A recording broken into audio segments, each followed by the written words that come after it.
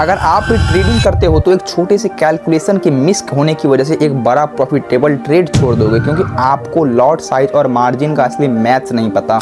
देखिए, derivative trading में आप अपनी मर्जी से 1 या 2 शेयर नहीं खरीद सकते, बल्कि आपको एक्सचेंज के मुताबिक एक पूरे बंडल में ट्रेड करना पड़ता है, जिसे हम लॉट साइज कहते हैं, जो मल्टीपल शेयर से मिलकर बनता है। जैसे रियल मार्केट डाटा के हिसाब से निफ्टी का एक लॉट 25 शेयर्स का है, बैंक निफ्टी का 15 शेयर्स का और फिन निफ्टी का 25 शेयर्स का है। अब देखिए, ऑप्शन बाइंग का तो ठीक है, मान लो आपको बैंक निफ्टी का कोई ऑप्शन है जिसका प्रीमियम ₹300 चल रहा है और आपको 2 लॉट लेना है, तो आप 300 × 15 जो एक लॉट की क्वांटिटी है × 2 जो लॉट साइज है, यानी 9000 की रिक्वायर्ड अमाउंट होगी। और जो आपको आपके ट्रेड को एग्जीक्यूट करने के लिए आपको रिक्वायर्ड कैपिटल की नीड होती है, जैसे इस केस में था 9000।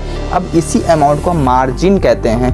पर वहीं अगर आप उसी ऑप्शन को खरीदने के बजाय शॉर्ट यानी सेल करने जाओगे, तो वहाँ एक्सचेंज आपसे सिर्फ 9000 नहीं बल्कि रियल डाटा के मुताबिक पर लॉट सीधा 1.3 लाख से 1.5 लाख तक का मार्जिन ब्लॉक कर पाएगा, क्योंकि ऑप्शन बायर का रिस्क लिमिटेड है पर ऑप्शन सेलर का रिस्क अनलिमिटेड होता है। इसीलिए एक्सचेंज आपसे मोटा कैपिटल लॉक करवाता है। अब सबसे बड़ी गलती नए लोग ये करते हैं कि वो कम मार्जिन के लालच में दूर के सस्ते OTM ऑप्शन खरीदते हैं, जहां उनका लॉट साइज तो बड़ा हो जाता है पर प्राइस मूवमेंट ना होने की वजह से भी उनका पूरा प्रीमियम 0 हो जाता है।